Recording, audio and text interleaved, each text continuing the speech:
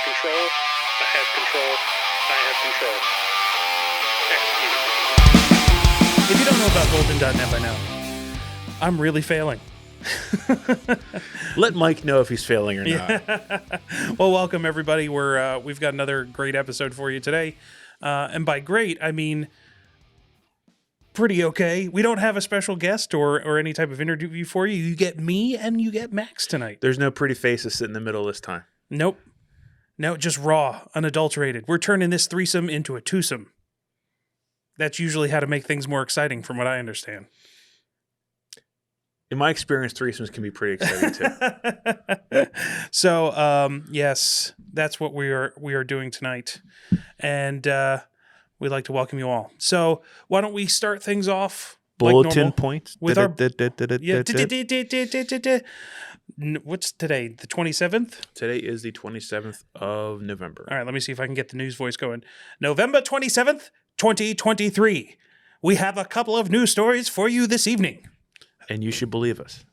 First up, we have a man who has completed the Philadelphia Marathon with no arms and legs. No arms and no legs? No, seriously, he had no arms and no legs. No arms and no legs. Yeah, okay. So here's the story. My wife, my beautiful wife, mixed together there. My beautiful wife competed in the Philadelphia Marathon last weekend. Which is pretty amazing. It's super amazing. I don't like to give her too much credit, though. I don't want her getting too, full of herself, So I could like to knock her down. She's awesome. Whatever confidence you have gained, down with it. Yes. No, she's actually, I'm so impressed with her that I'm hoping that we can get her on the podcast soon to chat about what it was like to run the marathon. I don't think we've got enough listeners yet for her. No, she's a big get. Yeah, she is. I mean, for me, sure. she was. But while I was there, I followed her around the city so that she could, I could get pictures of her. Not in a creepy way. I mean, I guess it was kind of in a creepy way. She saw me, I saw her 5 or 6 times throughout the day because the course goes all around the different parts of the city, and there's points where you can run from one to the other to get multiple shots. And each time, right around the same pace that she was, I saw a dude rolling by on a skateboard with no arms and legs. Okay, wait a minute. Does that say good things about her pace or good things about his pace? I would say it's damn good for his pace. I will let my wife answer on how she felt her pace was. I thought, she ran a marathon way faster than I would have. So, I would have been able to do a mile a day.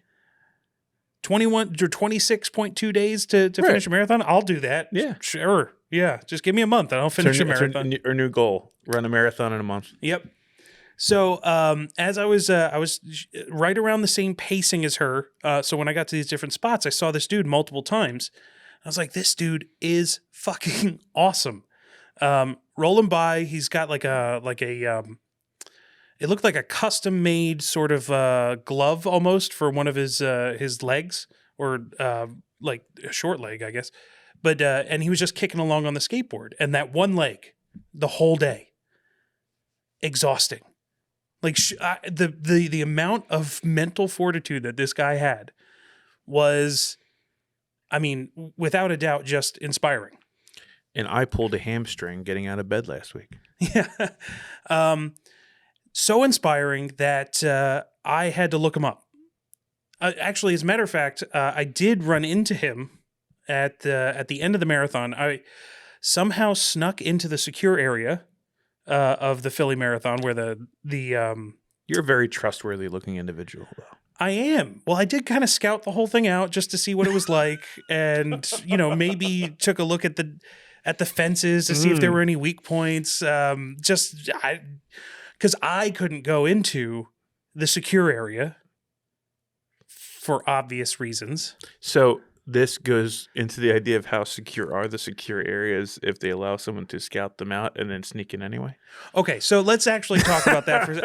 When Jamie comes on here, I do want to chat with her about it. But the idea that there's 70,000, I forget what the total number of runners are. So there's a secure area where they all line up. Then they unleash the gates, and all of these guys run out into the city. You know how much security there is along the route? Zero. So all these people, But wait. It's in a safe place. right? Yeah, Philadelphia's really safe. So they run out. They run 26 miles. Then they come back. Do you know how many of them get wanded on the way back in through the finish line? All of them, right? 0. So none of the runners Say do. it isn't so. But I guess, they don't expect the runners to be picking up anything that they shouldn't have, regardless. Unless they're losing and want to be the winner. Yes. So I was, at the finish line, Jamie finished. I was like, oh, I want to meet up with her. And we were trying to find a spot. And I saw an opening, a breach, if you will, in the secure area, went in there.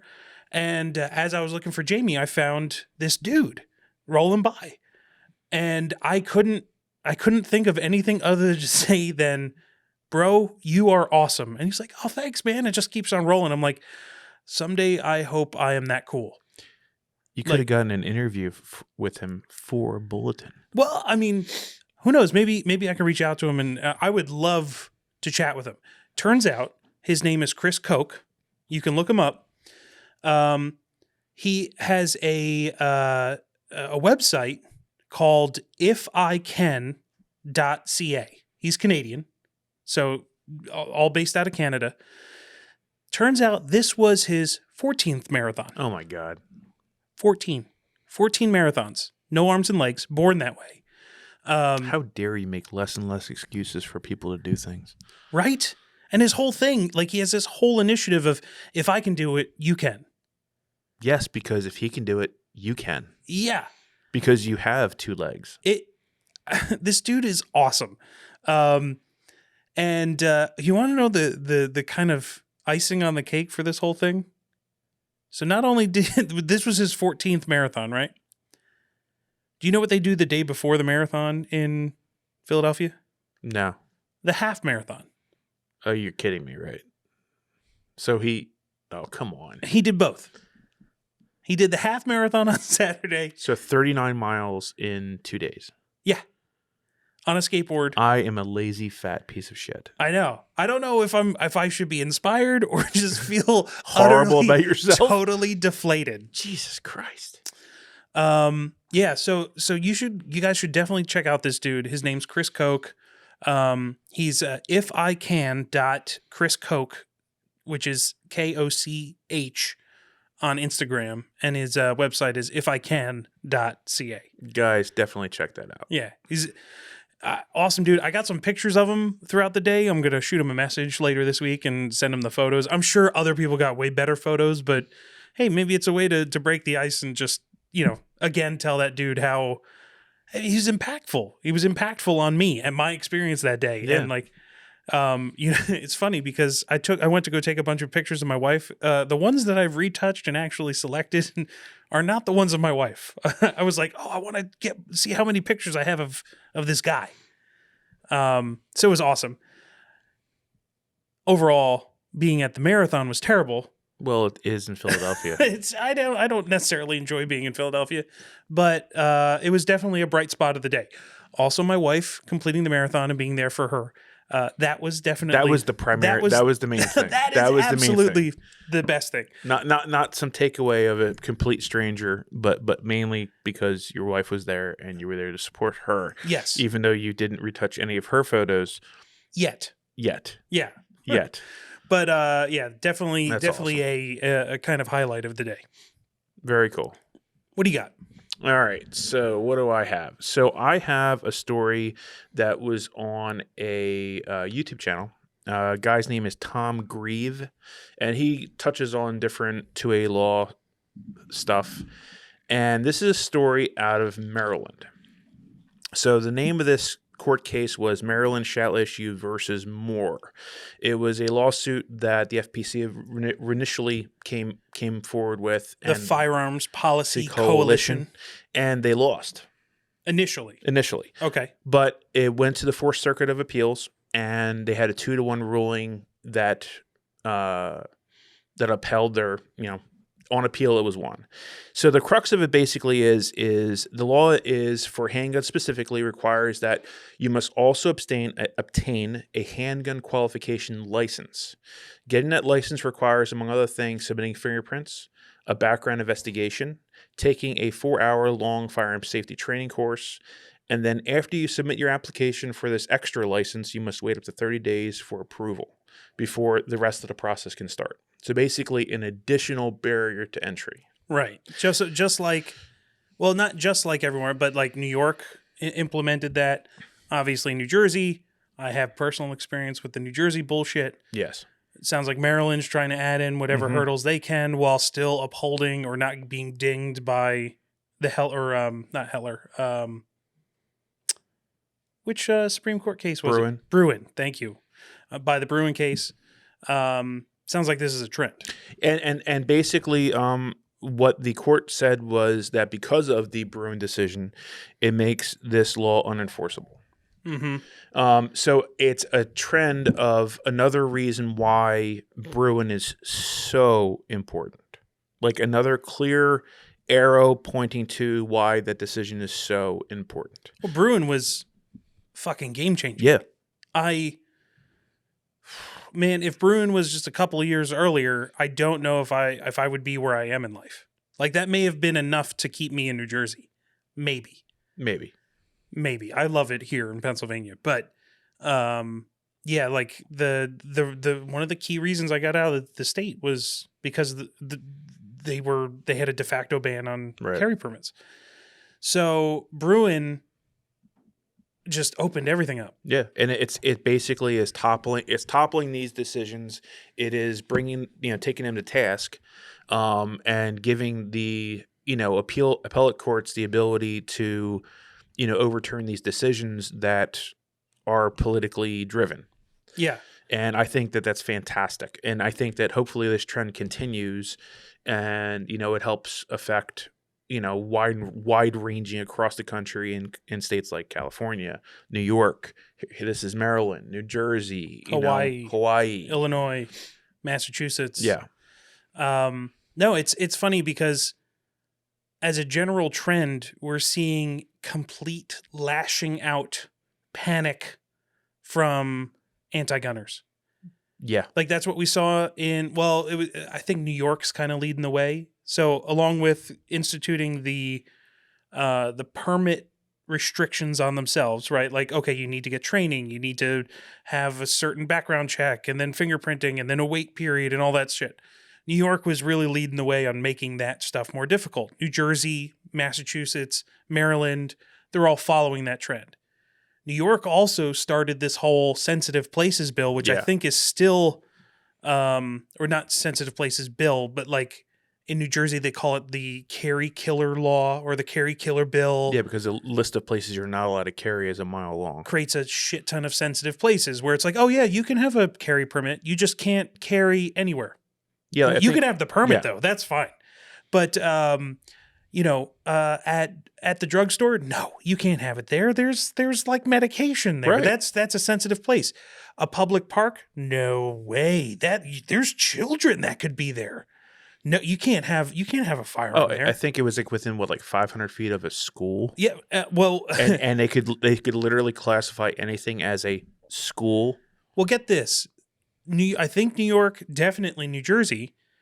The icing, the cherry on top of this shit sundae was, that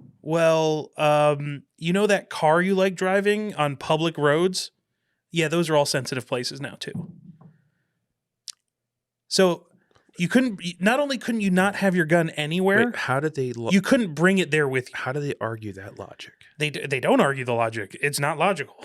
I know it's not logical, but usually they have like, okay, a public park, because of this, or a drugstore because of that. What was the reasoning behind your own personal vehicle? Oh, because we don't want you to shoot cops, I guess, in case they pull you over, or other motorists in case they try to kill you or something. I don't know. Like it again comes back to tantruming. Yeah. Punitive issues. Like it's not about how logical it is. It's about how much I want to hurt you right now. And that's what New York did. Yep. That's what Massachusetts is doing. It's what they're all doing. Yeah, I mean, in Pittsburgh, they try to do the AR-15 ban inside city limits. Really? Yes, Jeez. yes, yeah. They tried to ban it as a prohibitive. You weren't allowed to have anything that fit their bill as a AR-15 inside city limits. Crazy. And the tantruming, the punitive measures, and I know I harp on this a lot. It's every week we find new things that to talk about on it. Like, along with Massachusetts, I mean, I found another article tonight or this week about the ATF, our old friends over there at the 3-letter agency, or technically it's 5 BATFE, I think, or whatever. Fuck them. BATF. The BATFE.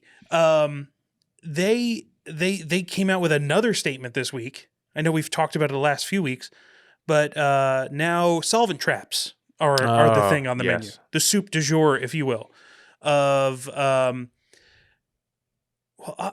we always knew that solvent traps, quote unquote solvent traps, were kind of a workaround to like give you the parts needed to create a silencer, and if you drilled a hole through it, voila, it could be a silencer if you put baffles in it and you turn it into a muffler or silencer, whatever. But you could fill out a Form 4. That was Form 1. Form 1 is the construction. So you could have done all that. You could have filled out your Form 1 that used to be a legal, perfectly acceptable way of obtaining a silencer. Then they killed the Form 1s. Silencers could no longer be homemade. Okay. So then they started coming after the homemade silencers. All right. Well, obviously that's one where it's like, yeah, well, if you're not allowed to make them at home anymore and you make them, those are wrong. Now they've taken it even a step further, saying, oh, well, we're not even just going to come after the illegally made things. We're coming after the components. So they're saying now that solvent traps, anything that's listed as a solvent trap or that could potentially at some point possibly get drilled to become a silencer, is now a silencer. They should ban 2-liter bottles of soda. I've seen it many times in many movies, and movies never lie. Or potatoes. No potatoes. Somebody once told me like a can of tennis balls. Ooh. I don't know how that works, but I don't know. I guess maybe the space around the tennis balls could act like a baffle or something. I don't know. But yeah, so now like more tantruming. It's again wounded animal. Yep. Wounded animal. And they're dangerous ones. Yes. Because they're going to lash out in any way, shape, or form. And the reality is that, like the brace thing was, I think, the first pushback that you saw where people like, we're just not going to pay attention to you in a long time. Like, we're just not going to pay attention to you. And, miraculously, they weren't paid attention to. And it was stricken down. Mm-hmm. So the reality is that more not attention getting. Now the question is, at what point do they become to the point where they're going to just lash out to the point of more than just talking? Well, they started doing that at some points. Like they did the door knocking, the letters, the overt threats, legal issues. I mean, what's that dude's name? Delmonico, the one who owns Rare Breed Triggers. Like apparently he got like pulled over and like totally waylaid and shanghaied on some desert road or something. This is totally unreported. Like I don't have any sources on this, but yeah, like they're just going after people to make examples of them. Look at Larry Vickers. Yeah. They're finding whoever they can to just pound into the ground to let the general public know you're next. But they're losing their teeth. They are. So they're scratching and clawing with whatever they have left. Yeah. Which is great. It's awesome. But it sucks at the same time. Yeah. It makes you wonder, like, how long until you see a building burned to the ground? Because you got to figure at some point they're going to try that. Well, they've done it before. Yes, they have. I mean, seriously, it's only a matter of time before they make a full-on example of somebody. And the reality is now, like, who's going to report on it being wrong? I mean, you tell me, when you were younger and the whole thing with the Branch Davidians. Until I saw some of the stuff as I got older, I thought they were all nutcases. And well, yeah, they. Oh, me too. That was the whole narrative when we were younger. So, and that was at a time where at least there was some semblance of truth to truth to media. It's non-existent now. Oh yeah. Well, I think that was before or maybe just at the cusp of the 24-hour news stations, the CNNs, the MSNBCs or whatever. You know, they didn't have to fill the airtime, but they did because that was the most salacious television that they could possibly imagine. And I remember overwhelmingly, I think I was only like 12, maybe somewhere around there. I forget what year it was. I remember the overwhelming like buzzword for the day was cult. Yep. And gun runners, I think they used. Like it was, but basically it was the two narratives. They're a cult, and they sell illegal guns. Yeah, that's it. And it's same with Ruby Ridge, nutcases on a mountain. But like, but look at what really like I'm not even going to try and get into the rhetoric because obviously it's charged, it's emotional. As a freedom-loving American, I have an opinion on the whole thing. But like, if you just look at the actual facts that existed about what happened, how many people died, how many of them were children, how many opportunities that the federal authorities had to not just end it peacefully with the Branch Davidians, but to totally not escalate it in the first place. Is totally whitewashed. They literally, like the sheriff literally told them, I know where he will be. We can roll him up without any problem. I know where he'll be, when he'll be. When do you want to do it? He went out for a jog every morning alone. Yes. But anyway. Yeah, I know. We should have a whole podcast where we talk about like Ruby Ridge and Waco and you know, I would love to get an expert in here to kind of talk about like what actually went down. But we all know that it's much bigger, way more complicated, and I hate to say this, way more sinister than anybody would actually care to admit on the part of the federal government for that incident, for all of those incidences. I don't know. And are we going that way? I hope not. Like I live my life in a way where I try to prepare for anything. I can't see. But I don't want that to happen. I can't see with the amount of money involved in budgets, in all the other ends of it. I cannot see them just laying down. It's like, you know what? You're right. We were wrong. You know, we're going to step away. I can't imagine it happening. Unfortunately, I think what you're going to see is another thing like it. And the question is going to be how much outrage is going to be put out as a result. Well, we saw shit like that starting to happen. Look at the Bundy Ranch. Yeah. Like oversteps of the federal government. I don't think the moment, the incident is the thing that defines it. Like you said, it's the reaction to it. So we live in a much more media or immediate world nowadays where it won't just be like, what's the backlash after that house got burnt down? It'll be, oh, there was a bunch of people that showed up at that house because they wouldn't stand for it anymore. Like if Waco happened today and like the Branch Davidians had Instagram accounts, could you imagine what would happen? Like you'd have, you know, possibly another Bundy Ranch situation where people from across the country just decide to show up and like, no, you're not crossing this ground. I don't know where things are going. All I know is that we shoot on Wednesday. Yes. Whatever's going to happen is going to happen on a Wednesday. And Wednesday is never far away. It's never far away. Never. Speaking of which, I have another story. It's not really a story, but something cool that is coming out that makes people a lot more capable. Dun, dun, dun. Dun, dun, dun. So capable in some ears is more dangerous. Yes. Capable in the dark. Oh, well, wait a minute.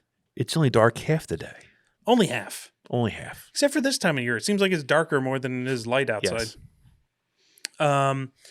So in the last few weeks, I've kind of taken a deep dive into night vision.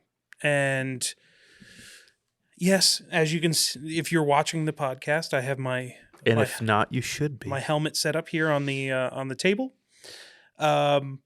It's I had a setup that was somewhat adequate before. Did you get this one from wish.com? No, Temu. Oh, very nice. Yes, this is the Temu special. The target of wish.com. Yeah. So I've been trying to get a little bit more capable. Took some small unit tactics classes this year. I took a night vision class last year. I'm trying to get more up to speed on being more competent with night vision. And one of those things was hardware related. I learned in the class that I took that I'm like, man, I really need a better illuminator. And if you're unfamiliar with like the terminology, when you're doing active aiming or like you're using a laser aiming module on a gun, it emits a infrared laser out the front. That's your aiming laser. And then it also can, if it's part of the unit, put out a wide flood of infrared light, an illuminator. The illuminator helps you identify the target. The laser aims your gun at the target in its most simple form. The unit that I had before sucked. I mean, the laser was great, but the illuminator was straight garbage. Couldn't see shit beyond like 15 yards. Was that from wish.com? No, that was from Steiner, which, I mean, they make night vision stuff, but they do not. Apparently there's grades to these things. Yeah, Steiner doesn't really have a great name in the industry. But yeah, so I originally had a Steiner D-Ball i2. I still have it. But it's a great laser, garbage illuminator. I was like, all right, let me start diving in, figuring out what I got to do to get a little bit more capable to see stuff better at night. So originally I had a separate infrared illuminator, a Surefire Vampire on the side of my gun. Okay. And that would help illuminate the target. And then I would use the laser aiming module, which also had its own illuminator to shoot the target. But I'd have to switch back and forth between those two things because I didn't have a button that activated both at the same time. Doesn't really, like, in the long run, there's a million different ways to do this type of activity. But what I really want to do is get a more capable illuminator and a laser aiming module. So in kind of discovering all that stuff, learning about things like PEC 15s, a full power PEC 15. That's a very common laser aiming module. Great illuminator, really overpowered light. However, the downside of it is it's expensive. It's like $2,200, $2,000, something like that. If you find a full power one. And the biggest downside is you usually have to get it off the gray market, which is they're illegal. They're not illegal. They're illegal to be sold, but they're not illegal to own or something along those lines. Like, it doesn't really matter. Like, if you have one, you're not going to get arrested for having it, but you can't send it in for warranty. Like, if I say I had a PEC 15, I can't take that and send it into L3 for repairs if it broke, because they would just keep it and say, you're not allowed to have this, and they can't send it back to you. So it's a risk, right? If it breaks, usually they're not going to break, but you take that risk. So that's expensive, and it's gray market.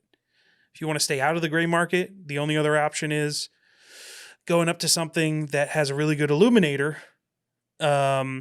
is, say, the Mall. Are you familiar with the Mall? That's only another $1,000. More. More? I thought they were like $3,400 or $3,600. Oh my God. Brand new, a B. Myers Mall is like $3,600. They are small though. They're super ergonomic. They're really nice. And they use a technology in the illuminator called a VCSEL, VCSEL, which is really the only way to get a really great illuminator on the civilian market. So you're kind of seeing like the options available here, right? So you can have civilian legal stuff that which sucks, or you have to like piece together a bunch of different things that may not all work together. If you want something that all works together as one unit, Spend a lot of money. you got to start spending more money. And if you don't want to spend all the money, you have to kind of go to the gray market. Mm. And then if you want something that's legal to have, has a great illuminator, and has customer support that's like legal for you to buy in the open market, then it's super, super expensive, $3,600. But I have some good news. And I'm sorry for the big buildup. And if you're unfamiliar with all this stuff, there's a lot of great videos.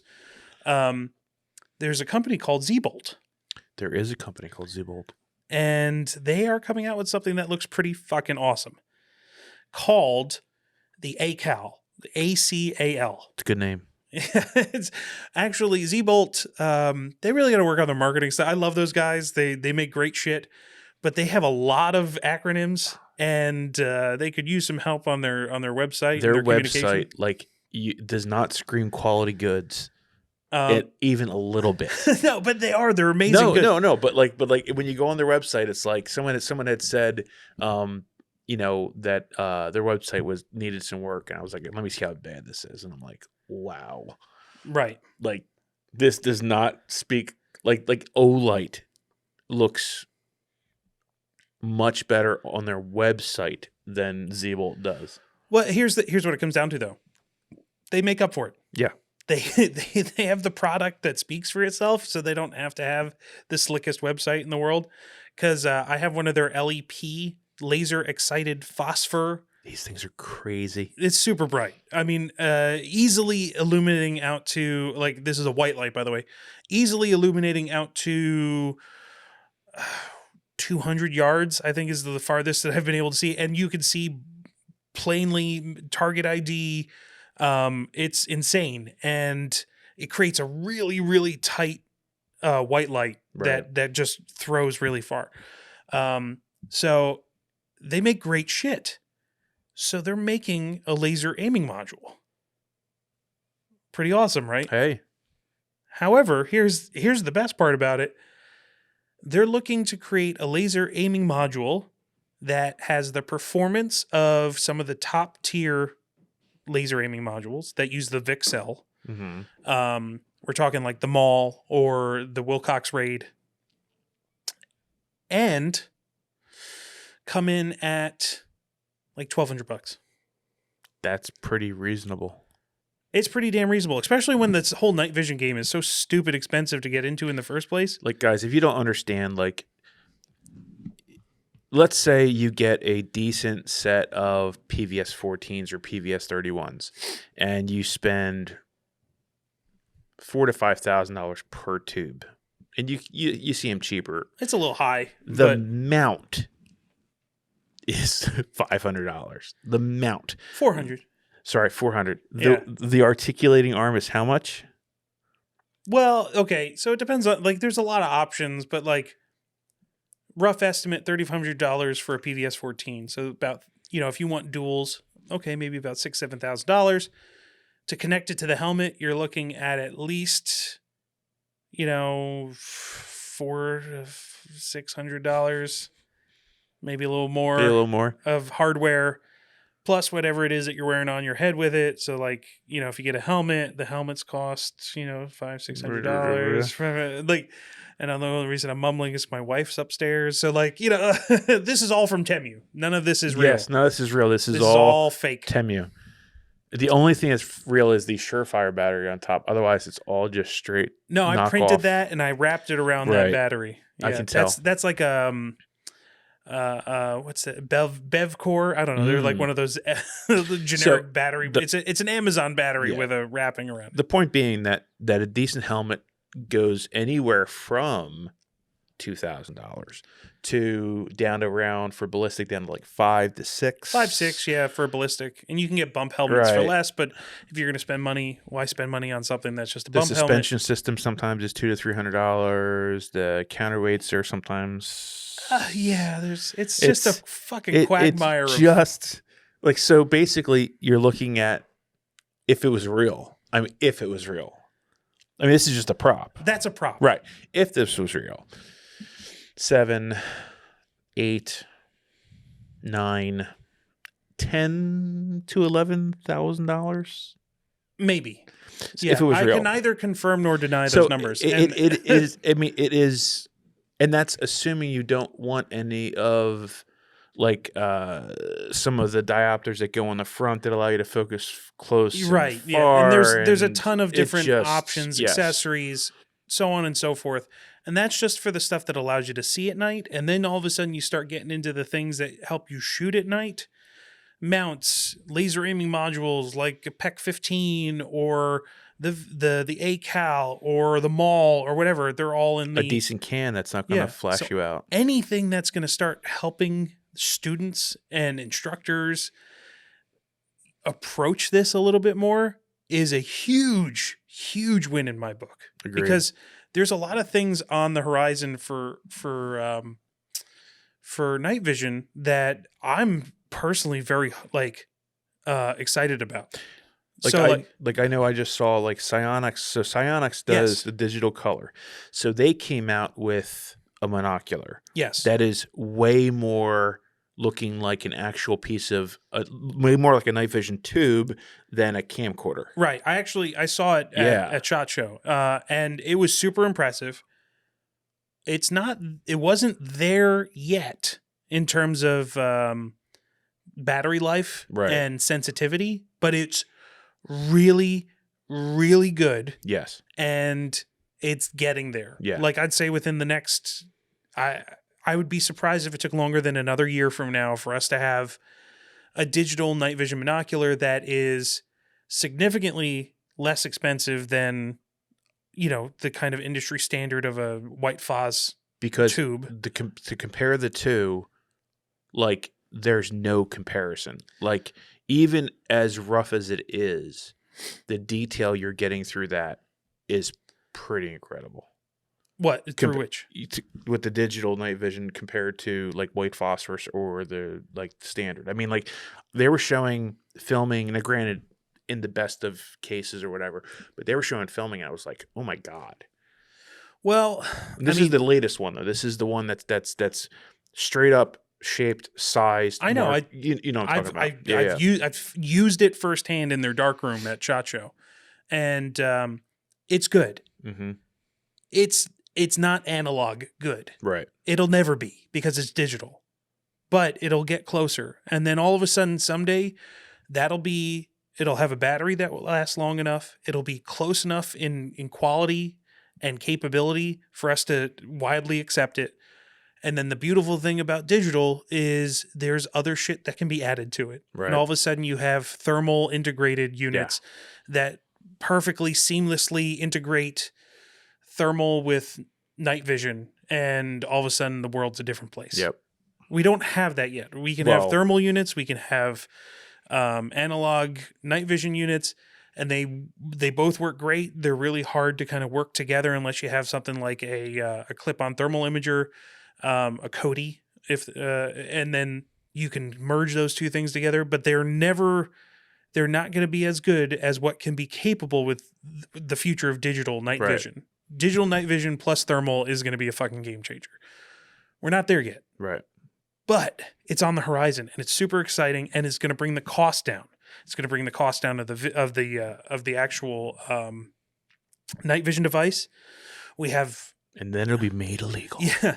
And we have people like Z-Bolt doing God's work, bringing down the cost of really capable illuminators, laser aiming modules. And their lights are beautifully machined. Yeah. I was so blown away by the quality of getting that in my hand. Like it looked good, but their machining quality and everything of the actual product was... So I have no doubt that the rest of their stuff is going to be equally as... Their quality is amazing. Yeah. And they're a bunch of nerds. Well, that's what you want. That's who you want. That's who you want making electronic stuff. White coats for all of them. Yeah, I was honored to meet them at SHOT Show as well. And I hope to see them again and to ask them about this stuff because this is super exciting. And and there's a bunch of different models that are going to be available for it. Like they have different tiers of this ACAL. Kind of like all these other laser aiming modules do. But check their Instagram out. They've been dropping a bunch of some videos and some images of the ACAL. I think they are, I forget what it's Z-Bolt on Instagram, but check out their website. They've got a data sheet out there that it kind of explains the entire lineup of the ACALs coming out, and plus it has all their other stuff on there. And tell me where you heard it from. Yeah, tell them you heard it from Bulletin. That would be wonderful. Yeah. But yeah, those guys are great. And I'm super excited about what they're doing. And it's enough for me to go, man, this could be a game changer, not just for the gun industry in general, but for training. Because more people making good shit is a good thing. But not just good shit meant for civilians. Right. Because a lot of this shit is super expensive because of government laws that says that like manufacturers can't sell things for less than what they sell it to the government for. So it's why like a Knight's Armament gun costs $7,000. Wait a minute. So what you're trying to tell me is that the $700 toilet seats that they talked about, it wasn't just a better toilet seat? No. I'm just saying like all these rules are out there because companies are kind of hamstrung into having to fit within this government structure. So the more manufacturers out there making stuff that is meant for us, bringing those costs down, the barrier of entry down, the more students that can get out there and train. Yep. And be more capable.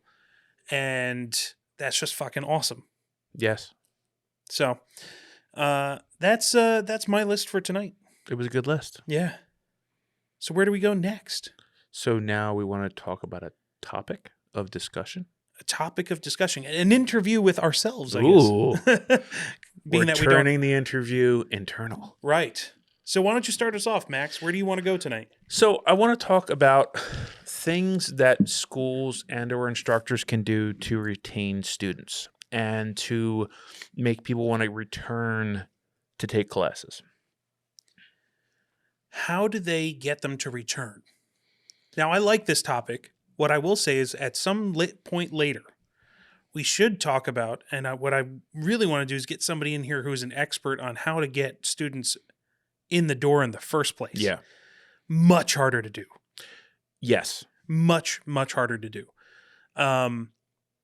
Because that barrier of, going to your first class alone, not knowing somebody, getting the word out there, exposing them, convincing them, astronomically hard. For some people, they make it seem easy. But I mean, I would love to see an actual statistic of percentage of people from firearm purchasing to taking a class past what they have to do. What would you say the guess is? Less than 10%? Less than 10. I'd be shocked if it's higher than 10%. I think it's lower. I would say for sure. I mean, there's like there's a smaller ring each time you get to things. So like, and I think that ring is usually like a factor. We'll call it 10%. Right? That's what I've always heard. I've always heard that if you have, like, for instance, tactical response fighting pistol. Yeah. If they get 100 people to take fighting pistol, they'll get 10 people to take medical and maybe 5 people to do force on force. Yeah. I mean, they're rough numbers. Right. So like, and by order of magnitude. So like of people who own guns, maybe 10% of them, I'm not even going to say would go train. I would say 10% of those people would at least admit that they should get training. 10% of those. So I would say we'll call it 1 out of 100 would be open to training. Yeah.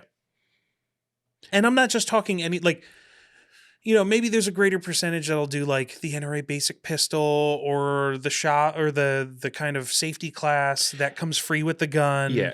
But most dudes are way too arrogant.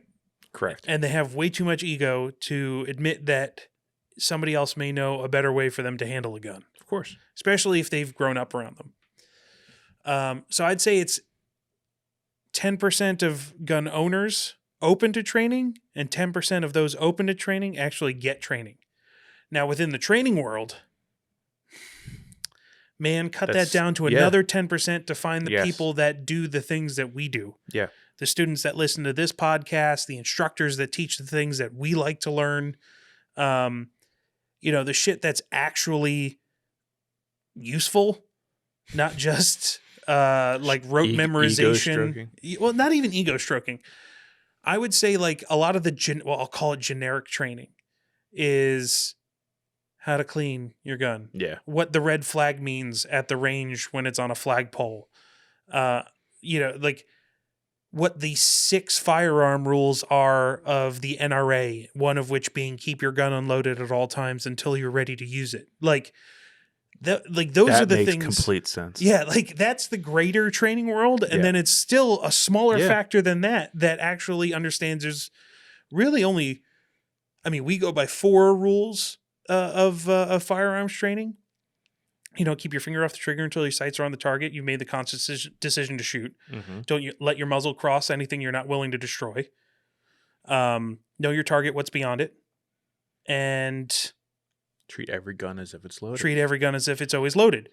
And we all know that really just comes down to that one. Treat all guns as if they're always loaded. Literally, if you go treat every gun as if it's loaded, keep your finger off the trigger.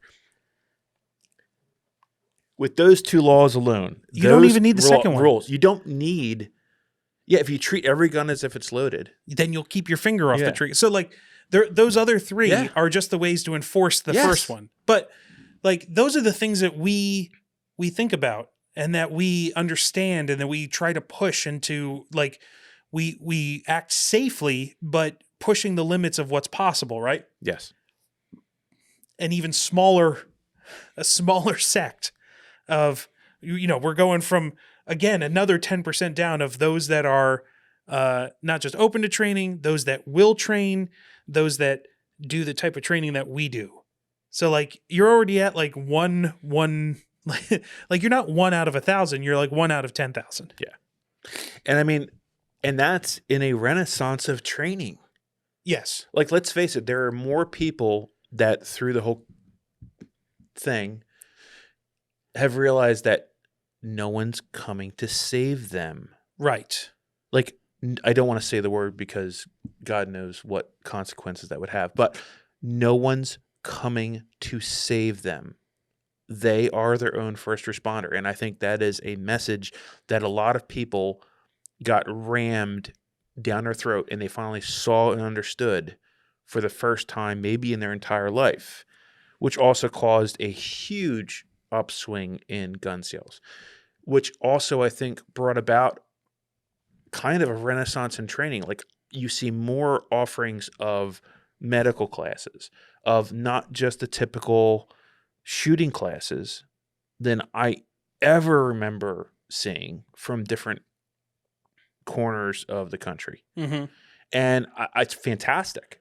Well, so even with that, even with the renaissance of training, whatever you want to call it, I still think you're dealing with that 10%. Well, if you're lucky. Yeah. And to bring it back around to your original topic. Yeah. Of how do we get students to come back? You nailed it in terms of the Renaissance really is about the variety, the new things, pushing the limits.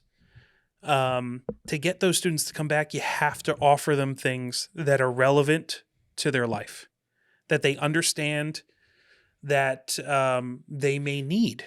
As unfortunate as that is, showing them that you can't get everything out of just a 2-day class. Great trainers out there are working as hard as they possibly can to give you every piece of knowledge that they could possibly give you in those 16 hours of training. But to get them to come back, you have to let them know that there are other reasons that they need to learn more. So what do you think?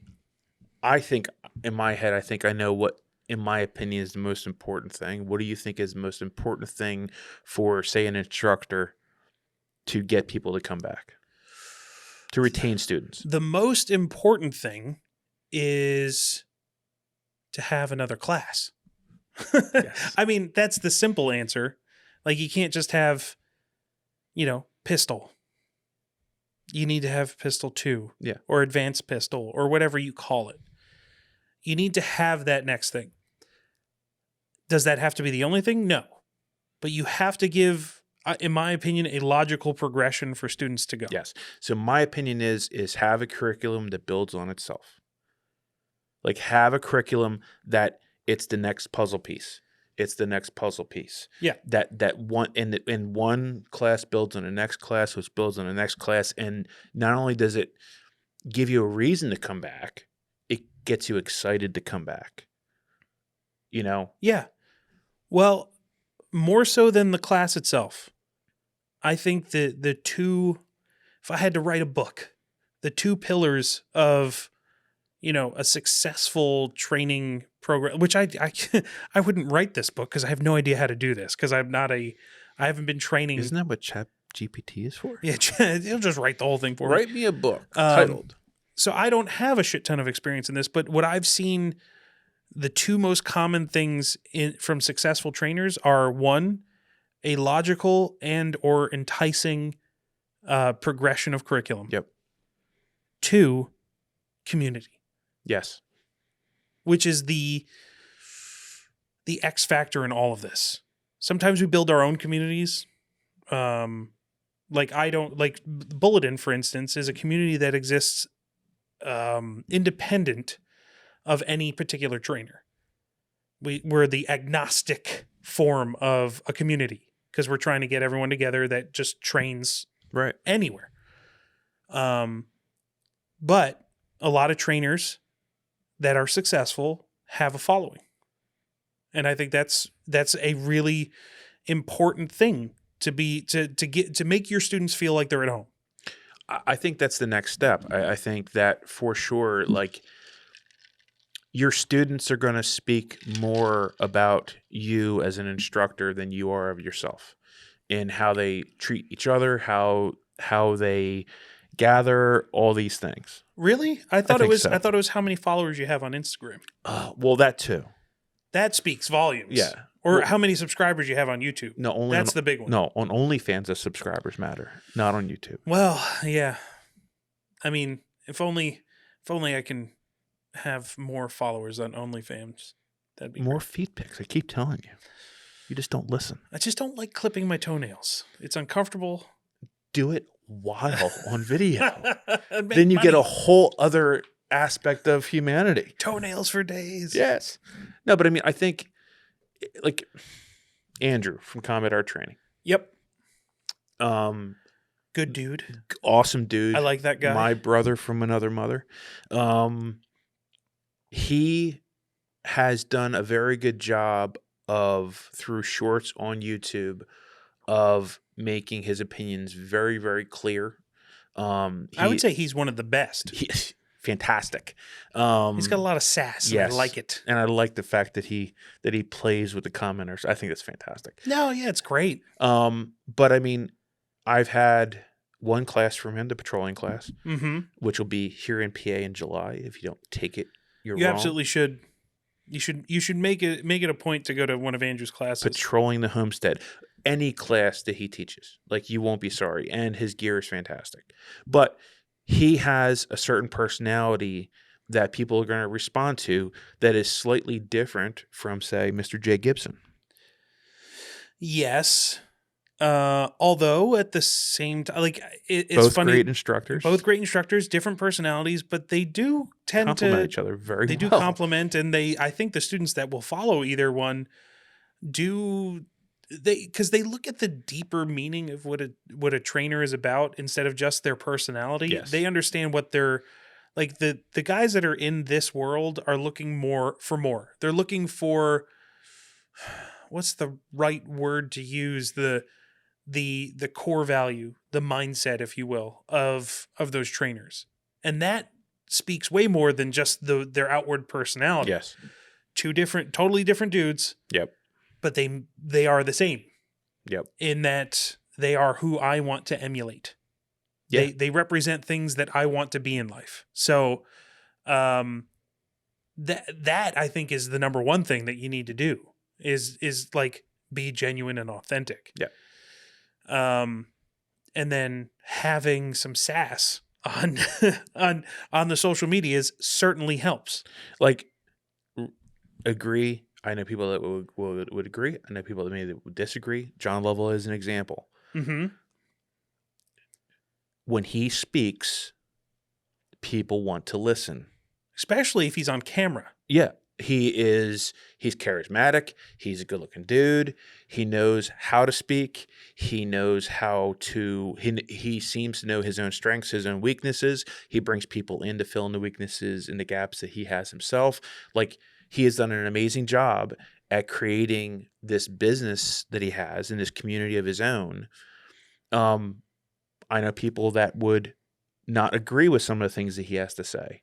In fact, I think there's a video that I have watched more than a few times of 50 different things he's wrong about.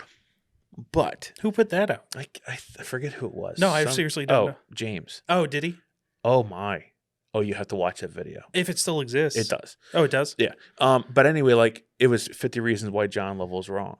It's hilarious. Oh, okay. It's absolutely hilarious. Was it one of those like good-hearted, like Yes. he's wrong, but It's I still great. like him type of Oh thing? yeah. And those are the things that really brought our community together. Like the good-natured ribbing and the like, hey, I'm going to have a discourse and disagree with you. That's awesome. I loved seeing that stuff. I think the first time I ever saw something like that was between Jaeger and Sonny. Yes. Like they had the Cold War hot range thing. I never got to see them actually interact, but I heard about it. And they're like, hey, we're going to both yell at each other on the range about how each other's wrong, but we love each other and we're going to get through, like we're going to teach students two different philosophies, methods of using firearms. Yeah. And it's like, that was awesome. A true collaboration of people that aren't necessarily in lockstep. And I've seen a few of those throughout the years of multiple trainers coming together to show different methodologies and mindset and different ways to approach problems, which has been absolutely game changing. Yep. I love it. I love seeing that stuff. So what else do you think? Like, I know one thing for me, I miss, some people value them, some people don't. I think a good handout. I think the ability to go back to because I am horrible at taking notes. Oh, you shouldn't be. I am. I'm horrible. I am horrible. You should get a good notebook. I have a few. No, I get so wrapped up in like listening and paying attention that I forget to take notes. That's why I prefer to have a handout, because it allows me to take the bullet points down as they're instructing. Sure. And have what they're teaching referenced immediately there. So I think having a good handout, I think, is fantastic. I think it's great, and I think it adds value. Not a necessity, though. It is absolutely not a necessity in my book. That's why I don't do handouts when I teach. If the material is good, if you're connecting with students, you don't need a handout. However, what the handout is handy for is for those students after the class. Right. I don't think it adds any value to the class itself. But it's a nice thing to have afterwards in case you don't take awesome notes or that you're not great at retention, or if you just want to relive the thing. A handy reference is always good. Now, some trainers are going to approach that in different ways. Some do handouts, some do YouTube videos. All accomplish the same thing. I think some sort of reference of the knowledge that you learned beyond the class that isn't necessarily just your own note-taking. Yeah, they're great. Do I think that they're critical or that they're the reason students come back? I have never seen a student come back or seem to come back because they got a great handout. No, but I think it's something that, like you said, it adds value. And it does. I think in any way that you can add value to your classes to make you increases the chance of someone coming, especially with as many trainers as are out there right now and as many classes as being offered. Yes. It also helps differentiate yourself.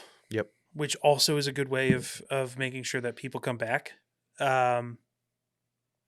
So, yeah, I think that's a big one. I have one other one in my head, like Okay. a reason that I think would that really sets things apart. Challenging your students. Mm-hmm. I think the teachers that I've always wanted to come back to are the ones that made me break my own preconceptions. That made me challenge my own ego.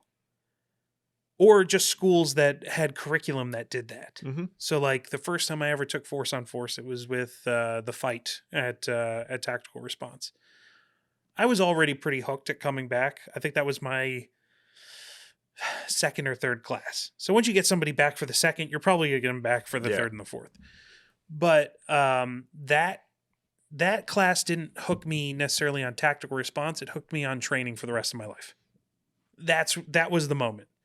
Because I got to see then the practical application, the skill set being used, like totally crushing my own expectations of my, like, oh, I'm going to do great. No, everyone does shit. I did shit.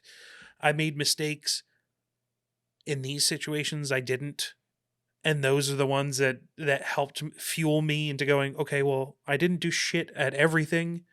So next time I will have a leg up and I won't do shit in all of it. And maybe I'll do better in some of it. And like, that was the thing that changed the game for me was the Force on Force. So them offering that earned a student for life. Right. Sonny Pazikis is another dude that really falls into that category of I'm gonna break down all of the preconceived things that I had going into this class. Is it something that was so life-changing that I'll approach firearms differently the rest of my life? No. But I fell in love with his teaching style when he basically started throwing everything out the window to say there's a lot of dogma and a lot of doctrine that we follow and that we almost, uphold to a religious standard. Yeah. And as soon as he caught me on that, I'm like, oh yeah, I do that. I definitely do that. I recite the chants and because I grew up Roman Catholic, and it took somebody pointing that out to me to be like, oh, well, the things that you're doing are very doctrinal. I went, oh yeah, that feels a little religious. So that started me on a path of challenging and questioning this idea of what dogma is. Yeah.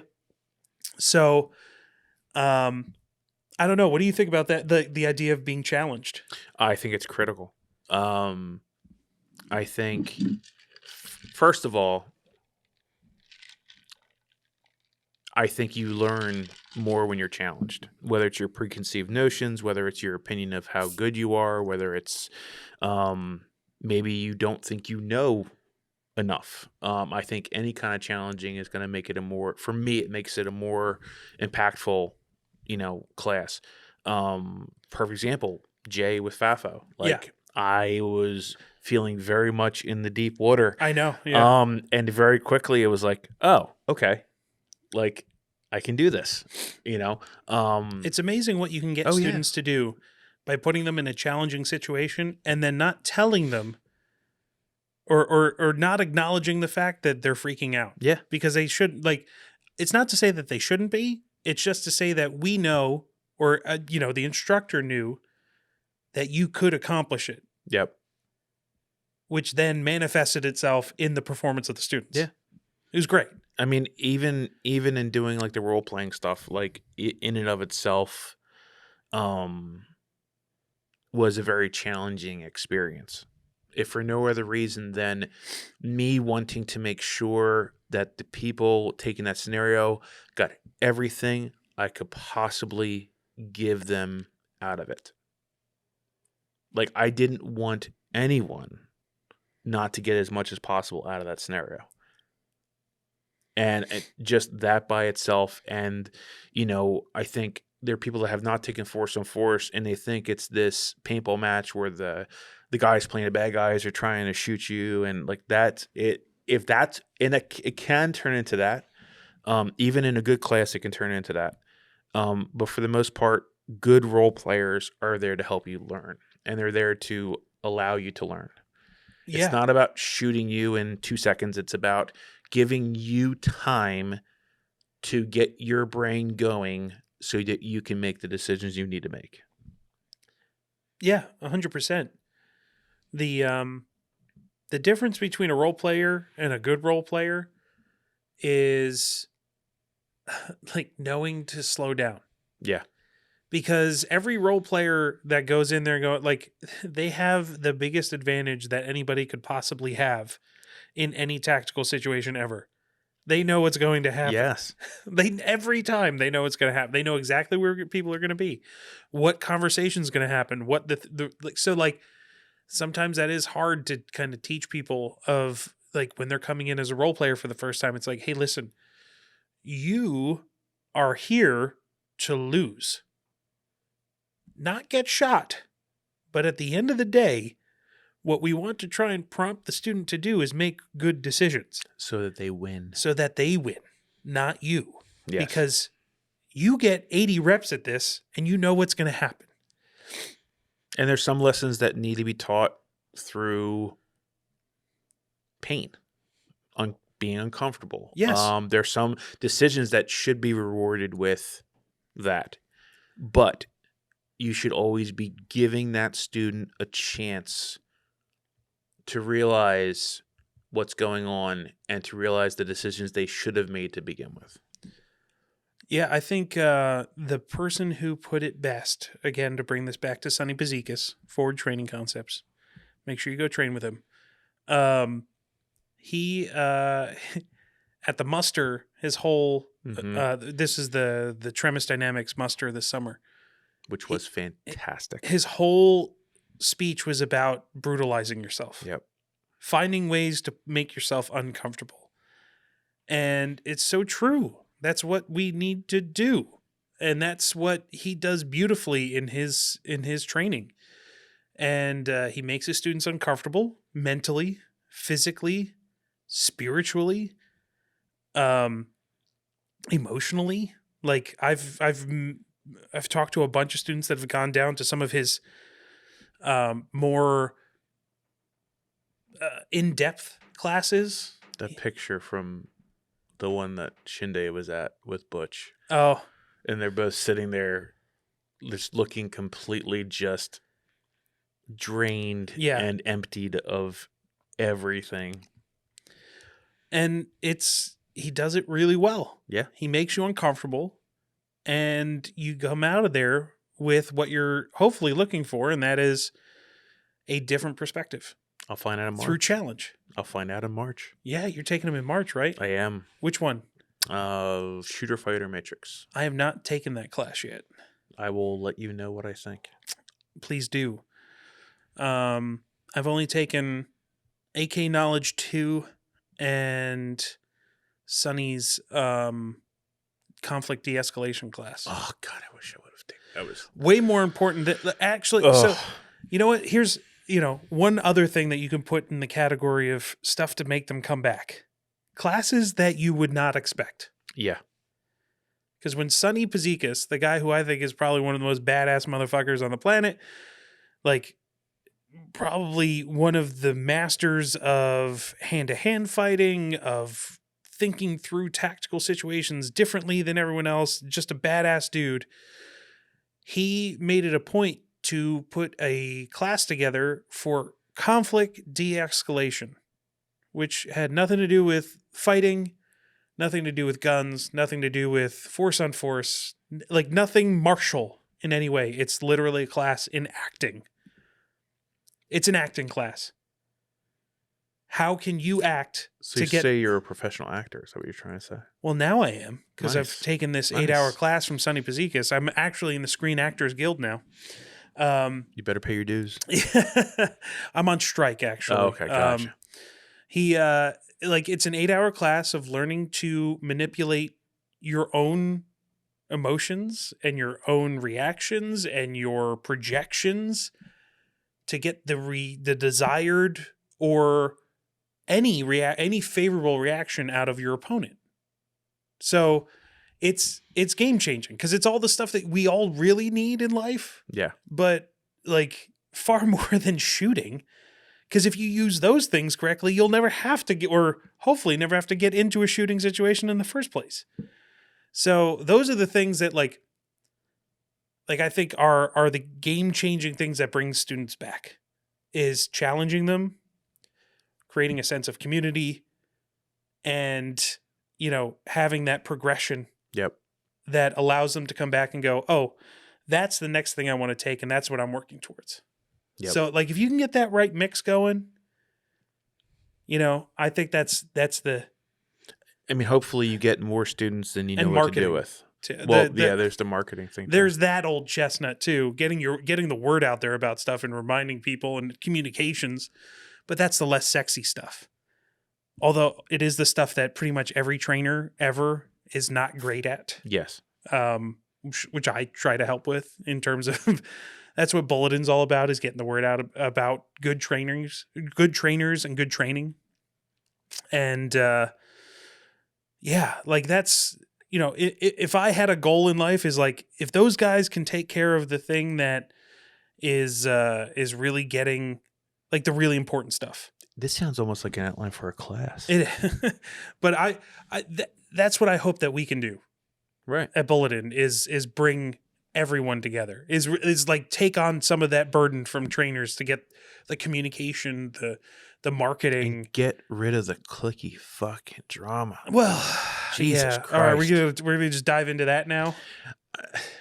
I mean, If they can get out of their own way with the clicky drama, that would be hugely helpful. I mean, all it does is creates barriers to students returning. That's all it does. It attracts the worst parts of people's personalities and the worst parts of humanity, of just being a human, because we're tribal by nature. So there's a difference between standing with your community, for your community, and the gatekeepers, and this idea that we're going to keep those guys out because we just don't like them, or they've said the wrong thing, or like. Well, to me, I think the craziest part about it is, and I'll you know, what's the point of beating around the bush? Like, I've been, you know, a devoted student of multiple schools. Like, I've found myself in the middle of these types of tribalism wars. Yes, you have. Tactical response, Tremis dynamics. There's a rift there. It's stupid to not acknowledge it. But the sad part is that we often get lumped in by association. Like, oh, well, this person doesn't like this person, so person A doesn't like person B. Okay, but you're person C and you associate with person B. And person A has no problem with person C, but I, person D, have a problem with person C because they have a relationship with person B. Like, it's all of a sudden like High school. Like, I need a fucking math chart to like see a pegboard with yarn back and forth to see who I'm allowed to associate with. And it's sad, but it's human nature. Yes. So it's almost like it is what it is, but it's still sad to see, and it does nothing but divide us and create fractures in community. And it's something I've struggled with a lot, and eventually just kind of got to a point where it's like, all right, well, I'm just going to be who I am. I'm going to associate with people that I associate with, people I love, people that are my brothers. I'm going to admire people that I've admired my whole life, and I'm going to stay true to me. And unfortunately, that may not welcome me in some circles, but it sure as hell allows me to live, you know, with a clear conscience. I mean, it's no different than I take umbrage with a specific video that Lovell did for Warrior Poet Society. Because in my opinion, instead of calling out what he did, he blew it off as, you know, well, you know, this is why. Instead of I messed up, I screwed up. That's my personal opinion. that doesn't mean that I don't think there's value in what he does. No. It doesn't mean that I don't think, again, this guy, if you talk, I mean, I say the same phrase, moving the chains down the field. He has done more to move the chains down the field than most. Mm-hmm. Agree, disagree, like what he says, don't like what he says, like some of the things, not some of the other things. The reality is that we eat our own very, very, very well. In general. And in the firearms community or culture, whatever you want to call it, again, doesn't really matter. We eat our own. We're very quick to eat our own. And all it does is makes us weaker as a whole. Worse versus realizing, okay, there is value in something he said or value in something she said. I may not agree with everything they said, but there's still value in what they're saying and what they're presenting, whether it's through curriculum or where they stand on politics or where they stand in their community. There's still value in that. And in the end, they're still on the same side as we are. Yeah. Well, that's the hardest part. Like, they're all on the same. If someone is in favor of freedom, then they are on my team. You know, it's so, like, this whole thing that we see has been, like, perpetrated time and time again, like, throughout history. Yes. I think one of the best examples is Bruce Lee. Like, he came from China, kind of revolutionized the martial arts world, definitely brought martial arts to a whole new level of spectacle and in the public eye. And he was the first one to kind of embody publicly. I'm sure other people did it, but and trust me, I'm no Bruce Lee expert. I just kind of know the general gist of what he was about in terms of this idea of Jeet Kune Do and how he was, a student of all disciplines. Like, the true way is no way. Right. Like, if it's helpful, take it. If it's not, discard it. So he would incorporate different aspects into his form of, hell, I think he was, one of the fundamentals of movement in his system was like taking fencing forms. Yeah. In how to move on angles and back and forth. American boxing, principles of Kung Fu, Taekwondo, like, he would take all of it. Basically set dogma on fire. Yeah, and everyone hated him. Yes. Like the ones that devoted their whole lives to specific forms of martial arts were like, this dude's a heretic, and they hated him.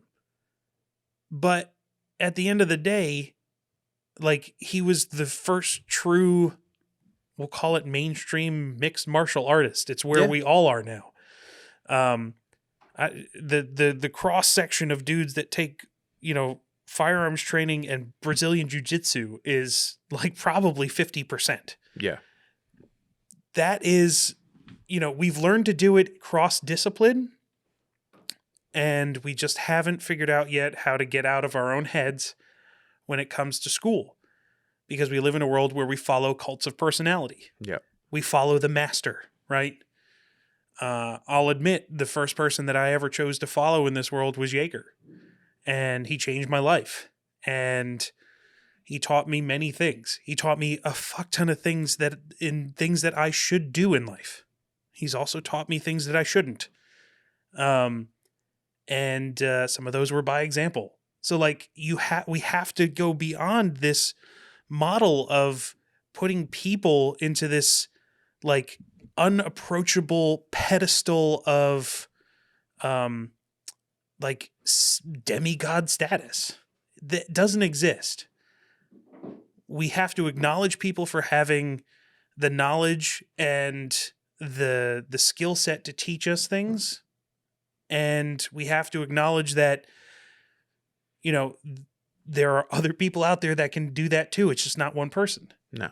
And we have to understand that it's just as important for me to follow this guy, this educated master, if you will, and follow the example of how to be a good person, but also to embrace the student next to me and create that sense of community. My connection with that person who is a great person that may not be able to teach me all the same things is still just as important as my connection with this this other guy that can teach me.